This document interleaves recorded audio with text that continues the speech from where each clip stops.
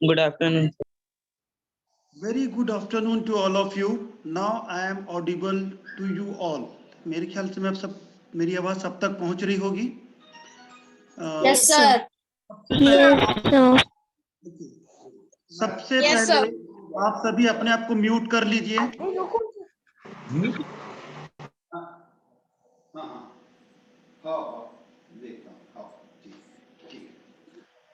Okay, very nice. Good afternoon all of you.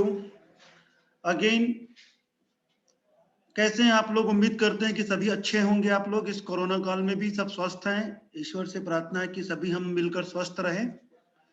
आज का webinar जो है नेशनल एजुकेशन पॉलिसी, राष्ट्रीय शिक्षा नीति, जो काफी अभी चर्चे में है. हर एक दो दिन में कुछ ना कुछ राष्ट्रीय शिक्षा नीति के बारे में हमको और आपको सुनने को मिलता है.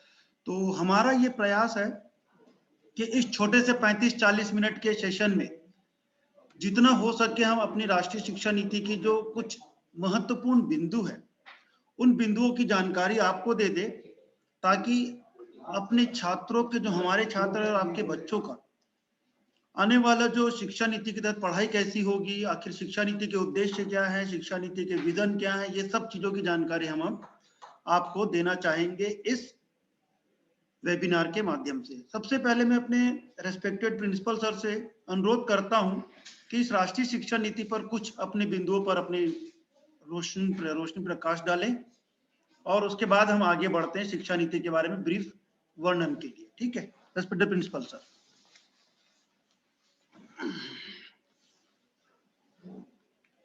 Good afternoon to everybody. Good afternoon, sir. Good afternoon, sir. Good afternoon, sir. आप मुझे सुन पा रहे हैं? Good afternoon. Yes, sir. सुन रहे हैं ना? Yes, sir. अच्छा, अब इनका म्यूट कराइए वॉइस. सब अपने आप को म्यूट कर लीजिए. म्यूट कर लीजिए बच्चों, और पेरेंट्स से अनुरोध है कि म्यूट कर लें अपने आप को, जिससे डिस्टरबेंस नहीं हो. राष्ट्रीय शिक्षा नीति 2020, नेशनल एजुकेशन पॉलिसी 2020, इसके बारे में हम लोग सुन रहे हैं और 2022 से इसको लागू भी होना है, जैसा कि सूचित किया गया है. आप लोगों को मालूम होना चाहिए कि आखिर एनईपी, नेशनल एजुकेशन पॉलिसी की जरूरत क्यों पड़ी. सर्वप्रथम सबसे पहले 1968 में एक नई शिक्षा नीति इस देश के लिए बनी थी, जिसकी अध्यक्षता उस समय के जो योजना आयोग के अध्यक्ष थे DS कोठारी साहब ने किया था. उसके पश्चात दूसरी शिक्षा नीति इस देश में आई 1986 में, 1986 में, और उसमें कुछ मूलभूत परिवर्तन करके 92 में उसी को आगे बढ़ाया गया. इसी 86/92 वाली शिक्षा नीति को अब उसमें कुछ सुधार करके और नई राष्ट्रीय शिक्षा नीति 2020 के रूप में इसको लॉन्च किया गया है 29 जुलाई 2020 को, और इसका क्रियान्वयन होगा 2022 से सब्सिक्वेंटली. इसके पहले 13 नवंबर 2017 को कक्षा 3री से 5वीं एवं 8वीं के गवर्नमेंट स्कूल के बच्चों का एवं अनुदानित स्कूल के बच्चों का एक सर्वे किया गया है, और उस सर्वे में ये देखा गया था कि इनका संख्यात्मक ज्ञान एक नेशनल एवरेज होता है उससे भी कम है, और वहीं से इसकी बुनियाद प्रारंभ हुई और ये माना गया कि इसको हम एक नए कलेवर में, एक नए स्वरूप में लॉन्च करें. इस शिक्षा नीति की सबसे बड़ी खूबी है कि इसमें प्रारंभिक बाल्यावस्था देखभाल और शिक्षा, आपको मालूम है कि केंद्रीय विद्यालय, नवोदय इत्यादि में क्लास 1 से एडमिशन होते हैं, अर्थात जब बच्चा 6 साल का हो जाता था उस समय एडमिशन शुरू होते थे, जबकि वास्तविकता यह है कि 6 साल तक बच्चे के मस्तिष्क का करीब 85% विकास हो जाता है, 85% विकास हो जाता है। और इस शिक्षा नीति में यह सुनिश्चित किया गया कि 3 साल के बच्चे को कम से कम आंगनबाड़ी या प्री प्राइमरी स्कूल में दाखिला देना चाहिए और उनका उपयोग उस उम्र का भी होना चाहिए। और इसी के तहत ये शिक्षा नीति फाउंडेशनल कोर्स के रूप में नर्सरी से कक्षा 2 तक 5 साल, उसके बाद 3 साल, तीसरी, चौथी, 5वीं, फिर 3 साल, 6वीं, 7वीं, 8वीं, और उसके पश्चात 4 साल 9वीं, 10वीं, 11वीं और 12वीं, अर्थात इस तरह से 5+3+3+4 का सिस्टम इस नई शिक्षा नीति में लॉन्च किया गया है। इसमें एक चीज का और विशेष ध्यान रखा गया है कि हमारे देश के कोई भी बच्चे शिक्षा से वंचित न रहें, इस बात का विशेष ध्यान और जोर दिया गया है। शिक्षकों की गुणवत्ता में विशेष रूप से ध्यान देने की बात कही गई है। सभी शिक्षक सीटी या सीटीटी क्वालिफाइड होना चाहिए और उनकी जो रिक्विसाइट क्वालिफिकेशंस हैं वो भी होनी चाहिए। इस नीति का जो विजन है, एजुकेशन फॉर ऑल, इस नीति का, इस राष्ट्रीय शिक्षा नीति का विजन भारतीय मूल्यों से विकसित शिक्षा प्रणाली है जो सभी को उच्चतर गुणवत्ता शिक्षा उपलब्ध कराए और भारत को एक वैश्विक ज्ञान महाशक्ति लाकर, बनाकर भारत को एक जीवित और न्याय संगत ज्ञान समाज में बदलने के लिए प्रत्यक्ष रूप से ये अपना योगदान करेगी, ऐसा इस शिक्षा नीति में बताया गया है, दर्शाया गया है, और यही इसका विजन है। बहुत सारी बातें बोलने को है, जूम मीटिंग में हम हैं। मैं अब अपने वाइस प्रिंसिपल से अनुरोध करूंगा कि आप लोगों को पीपीटी के माध्यम से इस पूरी शिक्षा नीति के बारे में बताएं, समझाएं, और आप लोग धैर्य पूर्वक इसको सुनिएगा, इसकी मुझे पूरी आशा है, उम्मीद है। धन्यवाद। Yes, sir.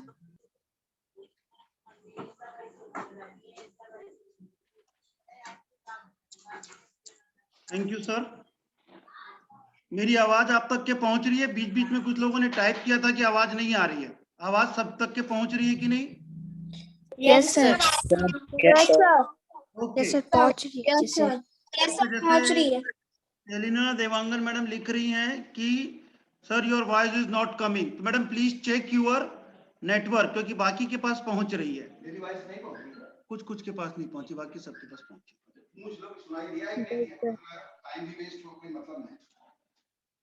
अब आ रही कि नहीं आवाज सबके पास? Yes, sir. Yes, sir. Yes, sir. Yes, sir. आ रही है। नाउ अब हम स्टार्ट करते हैं। एक्चुअली जैसे कि अभी आप लोगों ने देखा है कि सर ने बतलाया कि शिक्षा नीति के बारे में कुछ इंपॉर्टेंट पॉइंट्स जो उन्होंने बतलाए थे कि शिक्षा नीति कैसी होगी और किस किस पे फोकस किया गया है। बच्चों के ऊपर भी फोकस किया गया है, शिक्षकों के ऊपर भी फोकस किया गया है, और बच्चों के ऊपर क्या फोकस किया गया, बच्चों को किस किस रूप से ये बेनिफिट मिलने वाला है इस शिक्षा नीति में, ये सब चीजें हम डिस्कस करते हैं। हम ये सब चीजों की जानकारी अब तक पहुंचाने की कोशिश कर रहे हैं थ्रू इस पीपीटी के द्वारा। प्लीज 2 मिनट का समय दीजिए, मैं अपनी स्क्रीन को शेयर कर रहा हूँ। और मैं थोड़ा महिला से मिल लूं वहां। लाओ पैरेंट को बुलाओ, यहां पर भेज दे।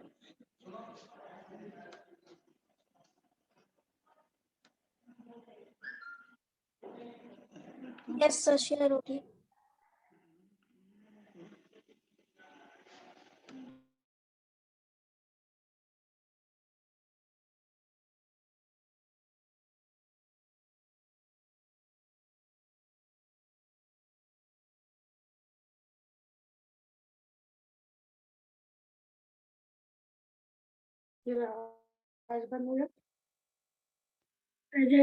आप लोगों से रिक्वेस्ट है कि किसी भी प्रकार का स्क्रीन में कुछ मत लिखिएगा, दिखेगा नहीं किसी को नहीं तो। ठीक है, प्लीज आप लोग लिखिएगा मत। Yes, sir.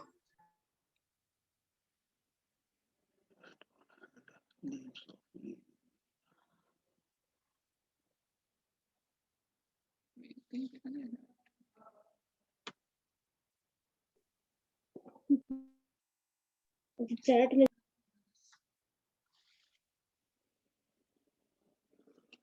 Now screen is visible. Yes, sir. Yes, sir. Okay. Yes, sir. Yes, Yes. sir. Yes, sir.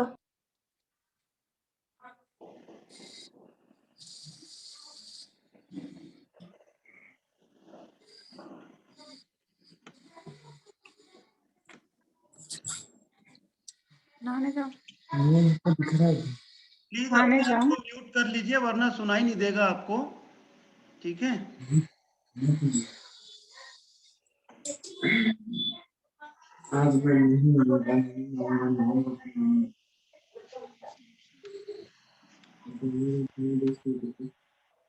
Okay, so let me start.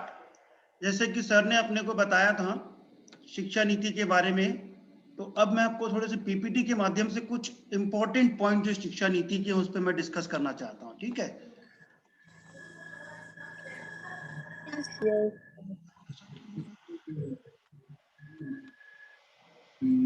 सबसे पहले है vision of the policy. Vision of the policy का मतलब इस पूरी शिक्षा नीति का विजन क्या है। इस शिक्षा नीति की पूरी विजन है high quality education to compete in the global world. हमारे बच्चे, हमारे देश के बच्चे पूरे विश्व के, ठीक है, पूरे विश्व में अपना मतलब प्रभाव छोड़ सके, ऐसी शिक्षा नीति बनाई गई है। ऐसी शिक्षा मतलब विदेश में भी अगर मान लीजिए हमको आने वाला समय जो है, ताकि हम पूरे विश्व में अपने आप को प्रतियोगी के रूप में खड़ा कर सके, ऐसी इस शिक्षा नीति में दिया गया है कि शिक्षा नीति को ऐसा बनाया गया कि हमारे बच्चे भी विश्व के किसी भी देश के बच्चों के साथ कंपटीशन हम कर सकते हैं। यह है इसका विजन पूरा, मतलब high quality education to compete in the global world. इसके बाद आता है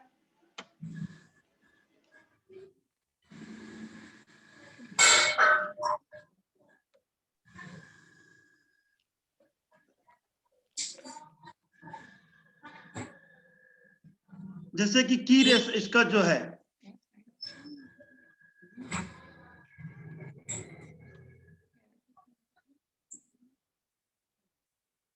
इसमें जो इसकी की मतलब फीचर्स जो हैं, इसके की प्रिंसिपल्स जो हैं, जो मेन उद्देश्य जो हैं मुख्य, पहला तो है कि बच्चा जो क्रिएटिव ढंग से सोचे, उसको इस टाइप की इस शिक्षा नीति में ऐसी चीजें मतलब उनको करिकुलम बनाया जाएगा, ऐसा सिलेबस बनाया जाएगा कि बच्चा जो है क्रिटिकल, जिसमें बच्चे की क्रिटिकल थिंकिंग इंप्रूव हो, जिसमें क्रिएटिविटी इंप्रूव हो, जिसमें उसको टेक्नोलॉजी भी जो है उसकी टेक्नोलॉजी इंप्रूव हो, टेक्निकल स्किल, जैसे बच्चा कंप्यूटर सीख ले, बच्चे को कोडिंग भी सिखाया जाएगा ताकि छोटे मोटे ऐप बना सके। ऐसे सारी चीजों को ऐड किया जा रहा है इस नई शिक्षा नीति के सिलेबस में, ठीक है। और इसका उद्देश्य भी वही है कि अगर मान लीजिए किसी कारणवश बच्चे को पढ़ाई की वजह से कुछ अच्छे मतलब जो वो चाह रहा वो नहीं बन पाया, तो कम से कम अपने स्किल बेस्ड के हिसाब से, अपनी इस स्किल से अपनी जीविका कमा सके और साथ ही साथ विश्व के अन्य देशों के साथ अपने आप को कॉम्पिटिट कर सके, प्रतियोगिता उनसे कर सके, ऐसी शिक्षा नीति में बनाया जा रहा है। और उसमें कम्युनिटी, और इस शिक्षा नीति में देखिए कम्युनिटी का पार्टिसिपेशन भी इन्वॉल्व होगा। कम्युनिटी मतलब जैसे देखिए इसमें पेरेंट्स की मतलब पार्टिसिपेशन, समुदाय बोल लीजिए, सोसाइटी बोल लीजिए, जो स्कूल की जो सोसाइटी होती है, स्कूल की जो कम्युनिटी होती है, ये सब चीजें इसमें भी इस बार इन सब की पार्टिसिपेशन को भी सुनिश्चित किया जाएगा इस शिक्षा नीति के पाठ्यक्रम के माध्यम से। एक और इसका उद्देश्य क्या है कि कंटिन्यूअसली रिव्यू होगी बच्चे की। ऐसा नहीं कि एक बार में हो गया बच्चे का साथ, जैसा भी मान लीजिए क्वार्टरली हो गया या नहीं तो हाफ ईयरली हो गया या नहीं तो PT2, ऐसा नहीं है। अब जो है शिक्षा के पढ़ाई के साथ साथ उसके अदर स्किल्स की भी हर बार उसको उसकी जज किया जाएगा, उसको एग्जामिन किया जाएगा, ताकि उसका एसेस किया जाएगा इन माध्यमों के द्वारा। ठीक है, ये है इसके मुख्य उद्देश्य। नाउ नेक्स्ट,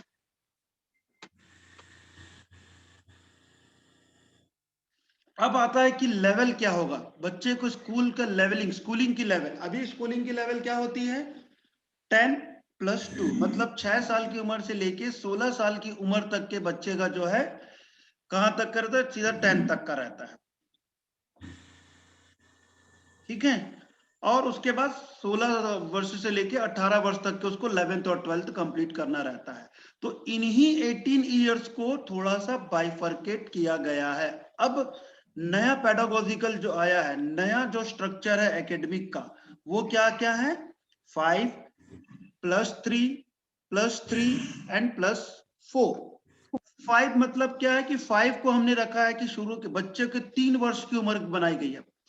यहाँ पे पहले में 6 साल से 16 साल दिखा रहा था पहले एजुकेशन सिस्टम में, जो एग्जिस्टिंग एजुकेशन सिस्टम है उसको 6 से 16 माना जा रहा था, लेकिन अब क्या है 3 से 18 तक चलेगी। अब 6 वर्ष से 18 वर्षों तक की पहले अभी एजुकेशन सिस्टम जो अभी एकेडमिक स्ट्रक्चर जो है अभी फिलहाल का जो स्ट्रक्चर है वो क्या है, 6 वर्ष से लेके 18 वर्ष तक का है।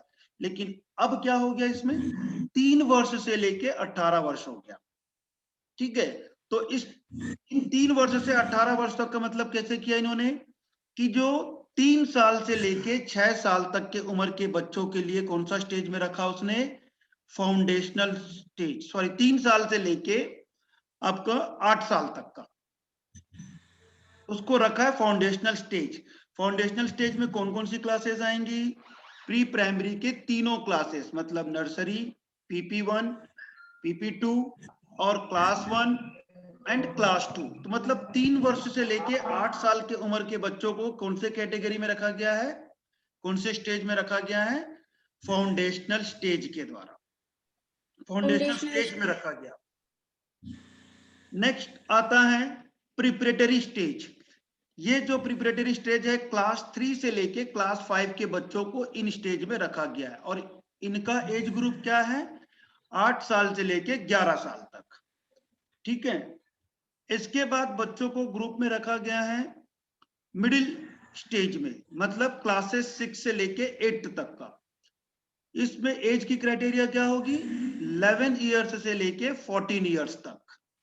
ठीक है, और सबसे फाइनल स्टेज जो है सेकेंडरी स्टेज, जिसमें 4 साल लिए गए हैं, वो है 9 क्लास 9 से लेके 12th तक।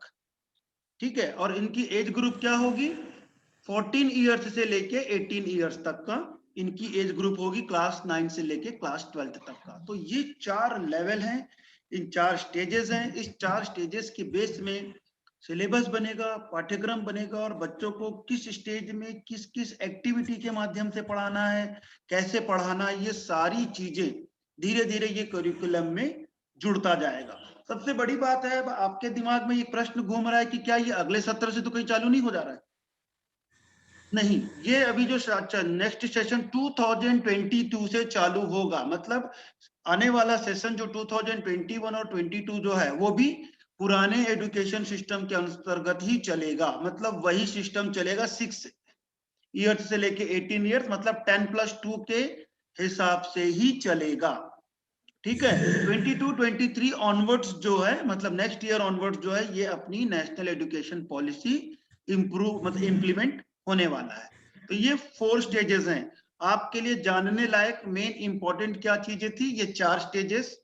सबसे पहले हमने क्या बताया, इसका विजन क्या है इसका, कि इसका विजन है कि high quality education for all, जिससे बच्चा ग्लोबल वर्ल्ड में कॉम्पीट कर सके, प्रतियोगिता करके अपने आप को स्थापित कर सके, इसका विजन है।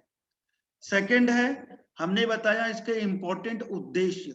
इसके इंपॉर्टेंट उद्देश्य क्या है, इसके इंपॉर्टेंट उद्देश्य ये है कि बच्चे को सामाजिक रिस्पॉन्सिबिलिटी भी पता चले, पेरेंट्स की पार्टिसिपेशन भी रहेगी, बच्चे की जो क्रिटिकल थिंकिंग और क्रिएटिव थिंकिंग है वो भी इंप्रूव हो, और साथ ही साथ बच्चे का जो स्किल बेस्ड एजुकेशन थोड़ा सा इंप्रूव हो, जैसे आज आर्ट एंड क्राफ्ट, क्या नहीं तो कोई बच्चा बोलता है कि मेरे को कारपेंटरी का काम सीखना है, तो हम उसको अवॉइड कर देते हैं, हम बोल देते नहीं अभी तुम पढ़ो लिखो। जैसे देखे होंगे कि हमारे आदरणीय मतलब प्राइम मिनिस्टर सर जो हैं वो एक स्किल इंडिया के ऊपर फोकस कर रहे हैं, तो इसी स्किल इंडिया को भी इसी चीज में ऐड किया गया इस न्यू एजुकेशन पॉलिसी में, ताकि बच्चा जो है, और ये जो स्किल इंडिया का कॉन्सेप्ट जो ऐड हुआ है ये होगा मिडिल स्टेज से, मतलब क्लास 6 ऑनवर्ड्स बच्चे को स्किल बेस्ड टीचिंग की ओर फोकस किया जाएगा। अब प्रश्न उठता है कि ये दो नीचे के लेवल, हाँ जी, अब शुरू के 2 लेवल में बच्चा क्या करेगा? फाउंडेशन लेवल और प्रिपरेटरी लेवल में बच्चे को सिर्फ एक्सपीरियंशियल के द्वारा, एक्टिविटी के द्वारा बच्चों को इंटरेस्ट पैदा किया जाएगा। फाउंडेशन स्टेज में उसको मतलब फाउंडेशन क्लियर किया जाएगा, उसके लिए जरूरत क्या है आगे की प्रिपरेशन के लिए। हर लेवल की जो है फाउंडेशन स्टेज में, प्रिपरेटरी स्टेज के बेसिक्स को क्लियर किया जाएगा, प्रिपरेटरी स्टेज में मिडिल स्टेज को मतलब क्लियर किया जाएगा। ठीक है, सो ये 4 स्टेज हैं। अब इसको याद रखने लायक चीजें जो अपने पास है, मेन ये एक है, ये जो 4 स्टेजेस आपके स्क्रीन में जो दिख रहे हैं वो 4 स्टेजेस हैं। ठीक है, नेक्स्ट अपन आते हैं स्टेज के बाद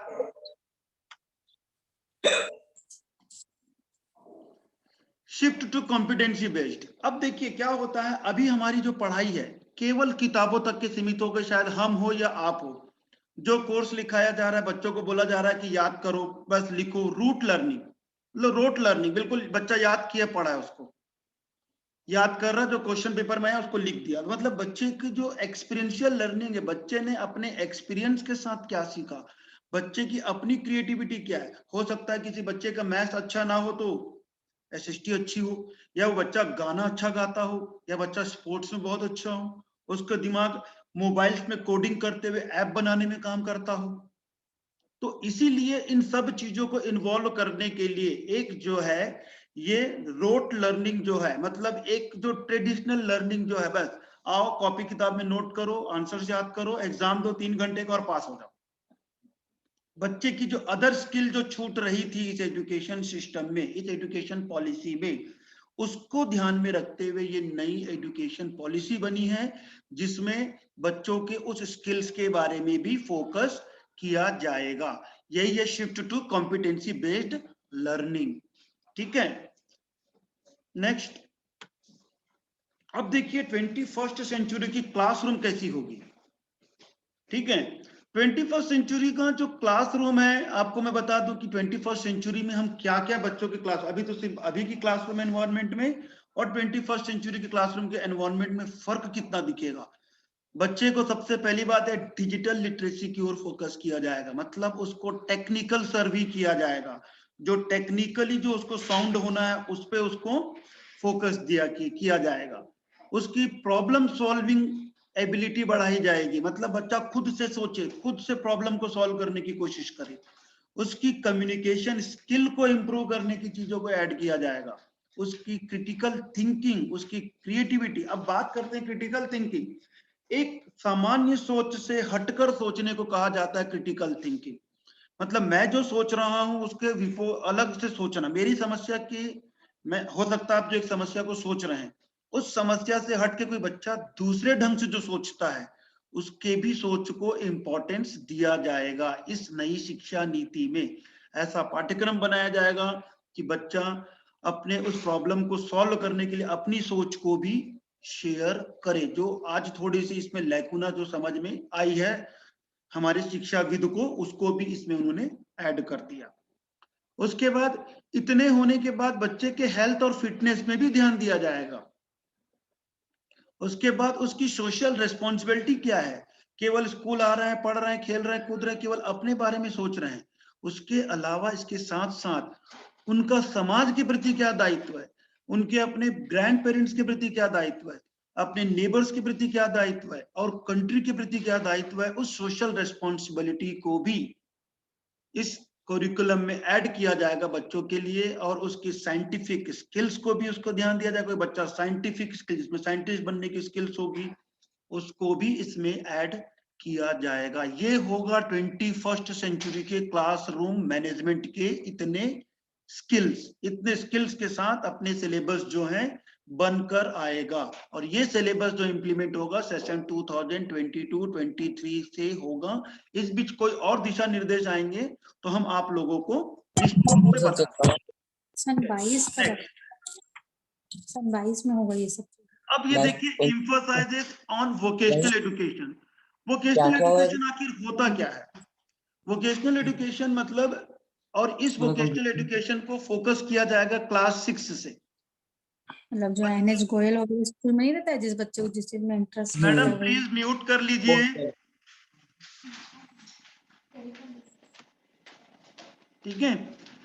सो क्लास 6 ऑनवर्ड्स बच्चों को वोकेशनल कोर्सेज पे भी फोकस किया जाएगा। बच्चे को म्यूजिक, बच्चा कारपेंट्री करना चाहता है, बच्चा अगर एप्स को कोडिंग के माध्यम से एप्स डेवलप करना चाहता है, आर्टिफिशियल इंटेलिजेंस के माध्यम से कुछ अलग करना चाह रहा है, कॉम्पिटेंसी बेस्ड के माध्यम से कुछ अलग सोचना चाह रहा है, तो उन सभी चीजों को वोकेशनल कोर्सेज के माध्यम से कराया जाएगा। और वोकेशनल कोर्सेज जरूरत पड़ा तो ऑनलाइन मोड से भी कराया जा सकता है। और इंटर्नशिप की भी फैसिलिटी क्लास 6 ऑनवर्ड्स बच्चे को, मतलब बच्चे को जाकर कहीं, इंटर्नशिप का मतलब क्या है? दूसरे जगहों में जाकर सीखने की प्रक्रिया, ठीक है। तो इसलिए आपको ये फैसिलिटी कौन से क्लास से मिलने वाली है? वोकेशनल एजुकेशन की क्लास 6 ऑनवर्ड्स, ठीक है। तो प्रिपरेटरी में देखिए, फाउंडेशन में बच्चा क्या करेगा? एक्टिविटी बेस्ड सीखेगा, ठीक है। प्रिपरेटरी मतलब 3 से 5 में बच्चा क्या सीख रहा है? एक्सपीरियंशियल लर्निंग के साथ पढ़ेगा।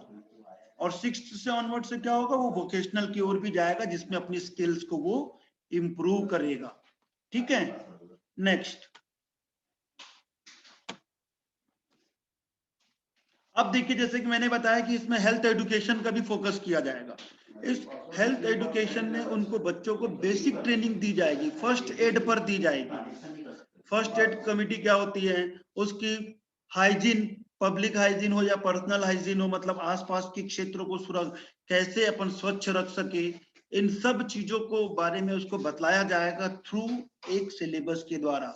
बच्चों के खान पान में, जैसे आज देख रहे हो कि हम सब परेशान है बच्चों के खाने पीने को लेकर, कि सर ये बच्चा कोई ज्यादा खाता है, कोई खाता ही नहीं है, कोई बच्चा मीडियम खाता है।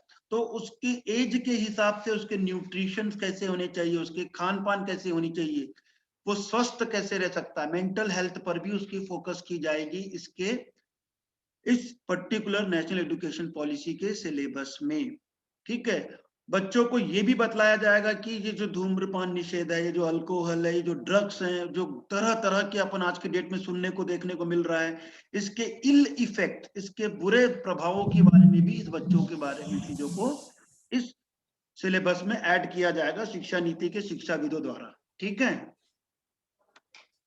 नाउ नेक्स्ट अपन आते हैं इस चीज पर। अब प्रश्न उठता है कि बच्चे का लेवलिंग कैसी होनी है। देखिए, अभी बच्चा डायरेक्ट 10th क्लास का बोर्ड एग्जाम दे रहा है, जिसकी जानकारी हमको बच्चों को जो दिल्ली तक जाती थी कि हाँ भाई 10वीं में बच्चे का रिपोर्ट ऐसा सा रहा है। अब शिक्षा नीति के तहत हम लोगों को इन क्लासेस में भी हम लोगों को बतलाना पड़ेगा, और इन क्लासेस में भी हम लोग अचीवमेंट जो है ऊपर हम लोगों को सबमिट करनी पड़ेगी। कौन कौन क्लासेस में? एक चीज क्लियर कर दूं, क्लास 3, 5, 8 बोर्ड एग्जाम्स नहीं है। इन क्लासेस को हम लोग भेजेंगे कि बच्चे ने क्या सीखा। जैसे क्लास 3 प्रिपरेटरी लेवल का पहली क्लास, क्लास 5 प्रिपरेटरी लेवल का फाइनल क्लास। तो ये दोनों क्लास का इसलिए हम भेजेंगे क्योंकि बच्चे ने पहले हमको बेस फाउंडेशन में कैसे मिला उसका रिपोर्ट, फाउंडेशन से वो प्रिपरेटरी में आते तक क्या सीखा, और वो क्या आगे के लेवल के लिए कितना तैयार है मिडिल स्टेज के लिए। फिर हम मिडिल स्टेज में भी उसको एक एग्जाम ले रहे हैं, उसको जज कर रहे हैं, एसेस कर रहे हैं, ये बतलाने के लिए, ठीक है। मिडिल स्टेज में बच्चा क्या सीखा, क्या वो हायर क्लासेस के लिए 9th मतलब सेकेंडरी स्टेज के लिए कितना रेडीनेस है उसकी, इन सब चीजों का असेसमेंट का रिपोर्ट बनेगा, और इस असेसमेंट रिपोर्ट को हम शेयर करेंगे आगे, ठीक है। नेक्स्ट आता है 360 डिग्री होलिस्टिक रिपोर्ट कार्ड। अब बच्चे का रिपोर्ट कार्ड कैसे होगा इस न्यू एजुकेशन पॉलिसी के तहत? जब इस न्यू एजुकेशन पॉलिसी में इतने सारी चीजों को ऐड किया गया है, बच्चों की सर्वांगीण विकास के बारे में फोकस करने की बात की गई है, तो उसका रिपोर्ट कार्ड कैसे होगा? उसका रिपोर्ट कार्ड होगा कंप्लीट पर्पस पे, उसके प्रोग्रेस इन प्रोजेक्ट बेस्ड और इंक्वायरी बेस्ड लर्निंग पे, quizzes, role plays, group work, portfolio में, उसका सेल्फ असेसमेंट, बच्चे से हम सेल्फ असेसमेंट कराएंगे, बच्चों का पीयर असेसमेंट भी होगा, मतलब बच्चों के जो साथ पढ़ते हैं दोस्त लोग उनके द्वारा उसका असेसमेंट होगा, बच्चे के टीचर्स असेस करेंगे, फिर पेरेंट्स असेस मतलब उनको असेस करेंगे। इन सारी चीजों का एक रिपोर्ट बनेगा, ब्रीफ रिपोर्ट बनेगी। उसके बाद उस सारे रिपोर्टिंग उस बच्चे के रिपोर्ट कार्ड में रिफ्लेक्ट किया जाएगा। अब अभी हम लोग क्या करते थे, केवल मेन सब्जेक्ट्स को ही हम लोग रिफ्लेक्ट करते थे। अब ये मेन सब्जेक्ट्स के रिफ्लेक्शन नहीं होगा, अब जो होना है केवल बच्चे की ओवरऑल परफॉर्मेंस पे रिपोर्ट होगी, कितना भी, चाहे वो उसके स्किल्स पे हो, चाहे वो उसके एकेडमिक पे हो, चाहे अदर देन एकेडमिक्स हो, सारी चीजों की फीडबैक कलेक्ट की जाएगी और उस पूरे फीडबैक को हम लोग रिपोर्ट कार्ड पे भर के भेजेंगे, ताकि पेरेंट्स को पता चले कि बच्चे का बिहेवियर घर के साथ साथ स्कूल में कैसा है, समाज के अन्य लोगों के साथ कैसा है, और उसकी अवेयरनेस, सोशल रेस्पॉन्सिबिलिटी उसकी कैसी है। इन सारी चीजों के बारे में आपको इस प्रोग्रेस रिपोर्ट के माध्यम से मिलता जाएगा बच्चे का report. Next, thank you for this. अब अपन डिस्कस करते हैं, जनरल डिस्कशन। इस पे कोई अगर मान लीजिए अपने को कोई क्वेरी है तो हम इस पर डिस्कस करते हैं, ठीक है। अभी अपने पास टाइम है, तो उस टाइम के हिसाब से जो भी आपकी क्वेरी है शिक्षा नीति में, शिक्षा नीति की क्वेरी से पहले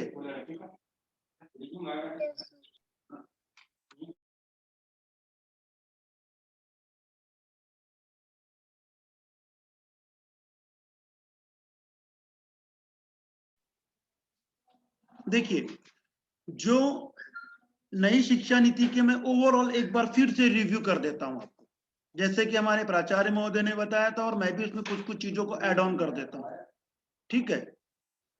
सबसे पहले शिक्षा नीति का विजन, सोच क्या है इस शिक्षा नीति की?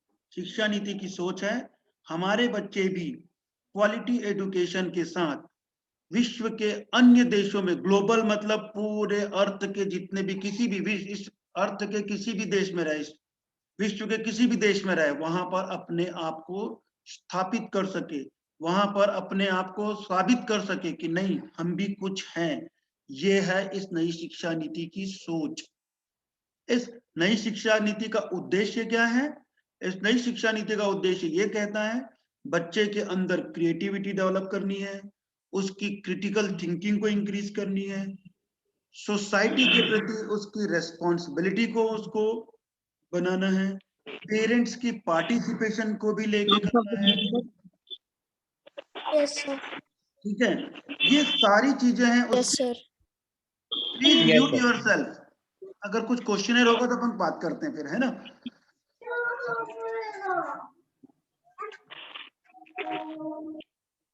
तो इसीलिए इस शिक्षा नीति में ये उसके मुख्य उद्देश्य हैं कि बच्चा टेक्निकल भी साउंड रहे और स्किल बेस्ड जो उसकी लर्निंग है, स्किल बेस्ड जो उसकी मतलब सोच है, अपने आप को पढ़ाई में नहीं तो अदर स्किल्स में इंप्रूव करे, उसका उद्देश्य वो है।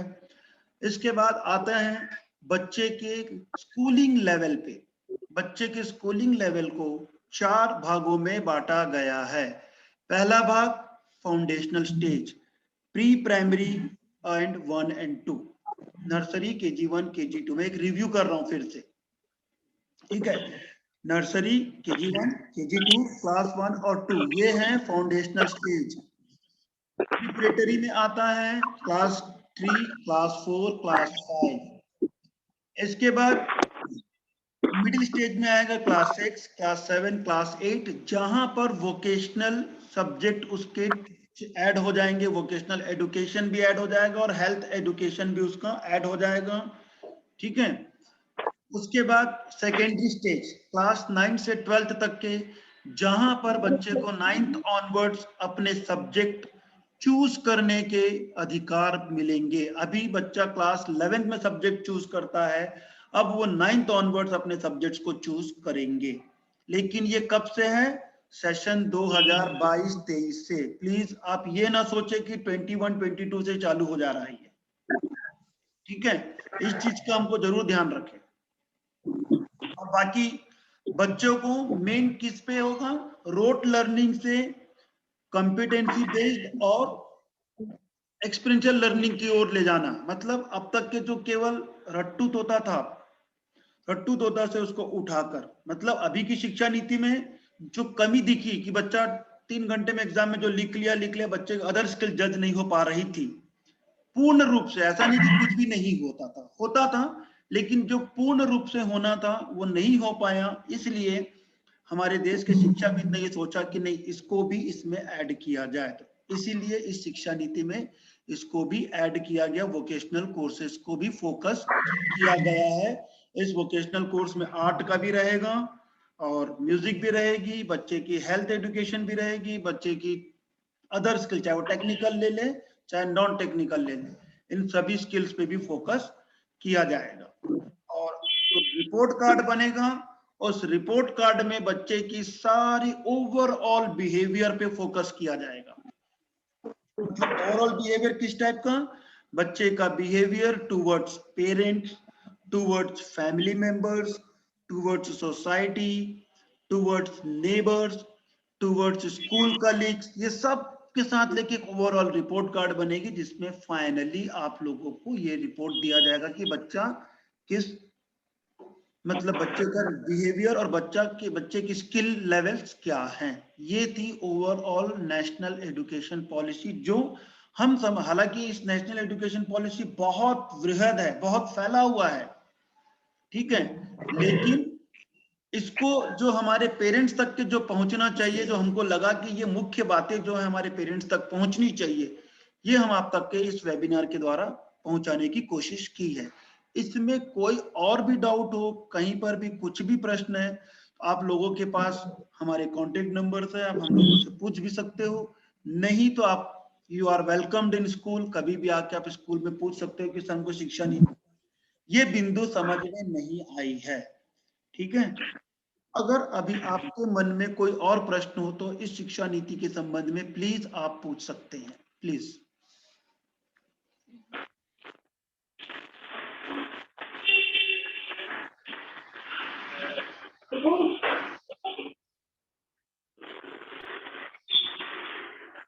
किसी को कोई डाउट है? देखिए, दो ही चीज होती है, या तो मैंने बहुत अच्छे से समझाया होगा या फिर आप लोगों को समझ में नहीं आएगा। दो में से कुछ चीजें होंगी, प्रश्न नहीं आ रहा है मतलब। क्लियर है सर, क्लियर हो गया। क्लियर है, थैंक्स सर, बहुत अच्छा लगा। क्लियर। ठीक है, लेकिन एक चीज और क्लियर रखिएगा, इस शिक्षा नीति की जो इम्प्लीमेंट होने का ईयर है, जो सेशन है, वो 2022-23 ठीक है। ये 2022 में होगा, अभी नहीं होगा, मतलब अभी भी हम पुरानी शिक्षा नीति में ही रहेंगे, ठीक है। तो बच्चों को वोकेशनल कोर्स जो है ना, बच्चों की वोकेशनल कोर्स जो है, ये वोकेशनल कोर्स की चॉइस जो है बच्चे को 2022 से मिलेगी, अभी नहीं मिलेगी, ठीक है। Yes sir. Thank you sir. Yes sir, thank you sir. अगर आप लोग की अनुमति हो, सर। आप लोग की अनुमति हो तो मैं यहाँ से मीटिंग एंड करना चाहूंगा। थैंक्स, बहुत अच्छा लगा आप लोगों से कांटेक्ट करके, थैंक यू सर। है ना। और आप लोग सभी स्वस्थ रहें, सभी लोग स्वस्थ रहें और हमारे विद्यालय के बच्चे भी स्वस्थ रहें। इसी कामना के साथ मैं आप सभी को थैंक्स देना चाहता हूं और इस मीटिंग को आपकी अनुमति से एंड करना चाहता हूं। Thank you sir. Thank you sir. Thank you sir. Thank you sir. Bye sir.